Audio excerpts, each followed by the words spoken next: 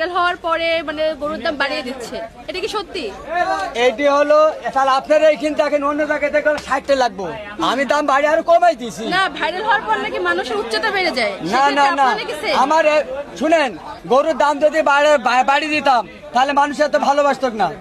এবছর নাকি গত বছরের থেকে খুব দামে বিক্রি হচ্ছে গরু, এটা কি না সত্যি? না না না না, গতবারে ছিল এই গোস্তের দাম হতো 50 টাকা কেজি বেশি, আর খাদ্য খাবার দাম তো 2-4 হাজার বেশি, এই বেশি না। এখন গরু খাবার খাচ্ছে, খাবারের দাম বাড়ছে, সেই জন্য মানে গরুরও দাম বাড়ছে। অবশ্যই। আচ্ছা, এবার তো সরকারের পক্ষ থেকে কোনো মন্ত্রী মিনিস্টার নাই, সাধারণ জনগণের উপর ওটা চাপিয়ে দেওয়া হচ্ছে আর কি।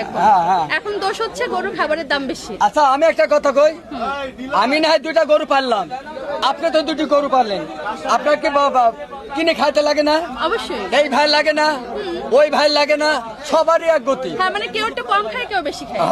ঠিক আছে ঠিক আছে। তো গরুগুলো সবকিছু ভালো, গরুর ভাজারও ভালো। এখন আর কয়টা গরু আছে অবশিষ্ট? আমার 5টা থাকলো, আর এখন আর 5টা আছে, ওটা তো শেষ হয়ে যাবে, আর থাকবে না। দেখি আল্লাহ ভরসা।